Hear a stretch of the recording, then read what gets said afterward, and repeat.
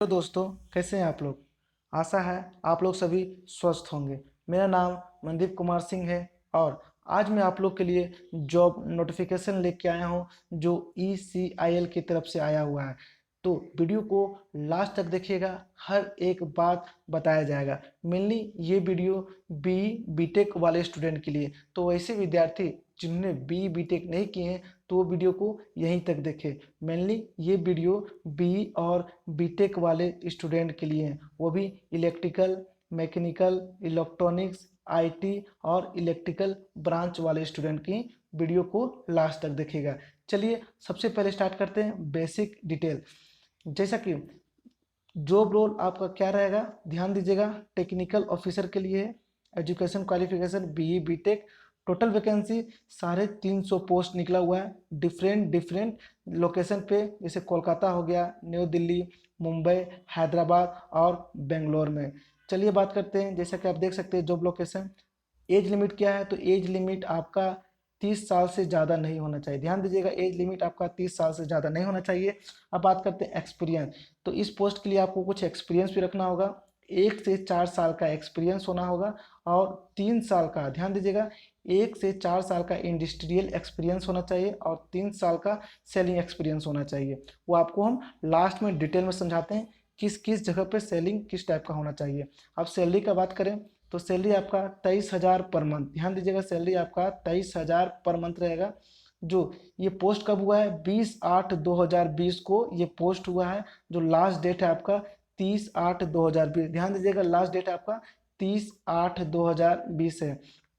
चलिए अब बात करते हैं कुछ, अब डिटेल में स्टार्ट करते हैं ECIL के। सबसे पहले बात करेंगे ECIL के बारे में। ये पब्लिक सेक्टर है जो डिपार्टमेंट ऑफ एटॉमिक एनर्जी और looking for dynamic and result oriented personal.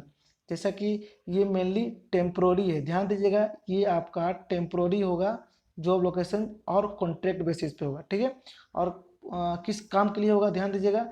पहला टेम्प्रोरी है, पोजीशन है प्योरली ऑन कॉन्ट्रैक्ट बेसिस। बहुत लड़के ये चीज़ ध्यान नहीं देते हैं, तो ध्यान दीजिएगा, प्योरली कॉन्ट्रैक्ट बेसिस पे है। To work on sealing, distribution, pooling, commission, FLC activity, EBM और VVPAT वेरियस प्रोजेक्ट साइट पर भी कहीं भी आप किए हैं तो आपको इस टाइप का ही वर्क मिलेगा, ठीक है। चलिए अब बात करते हैं नेम ऑफ द पोस्ट। जैसा कि आपको बता चुके हैं, technical officer on contract basis पे है। बहुत ज़्यादा इंपॉर्टेंट है, ये बार बार कमेंट सेक्शन पूछा जाता है, सर किस बेसिस पे। तो ये कॉन्ट्रैक्ट बेसिस पे लगभग 1 साल के लिए आपको स्टार्टिंग में ज्वाइनिंग मिलेगा। उसके बाद अगर आपका परफॉर्मेंस अच्छा रहा तो आपका जो ड्यूरेशन है वो बढ़ाया भी जाएगा। अब बात करते हैं नंबर ऑफ पोस्ट का, जो 350 है। आपका एज लिमिट क्या होना चाहिए, 30 साल से कम होना चाहिए। ध्यान दीजिएगा, 30 साल से कम होना चाहिए। अब बात करते हैं, जैसा कि ये मंथली कॉन्ट्रैक्ट बेसिस पे है, ठीक है, मंथली कॉन्ट्रैक्ट बेसिस पे आपको 23,000 पर मंथ, ठीक है, 23,000 पर मंथ आपको सैलरी मिलेगा। अदर बेनिफिट क्या है, तो अदर बेनिफिट आपको TA और DA भी मिलेगा, ठीक है। और आपका मेडिकल इंश्योरेंस और लाइफ इंश्योरेंस भी होगा, मेडिकल बेनिफिट भी मिलेगा आपको और लाइफ इंश्योरेंस कवरेज होगा। वाइल आप जब ड्यूटी पे हैं तो आपको life insurance as per guideline के अनुसार मिलेगा।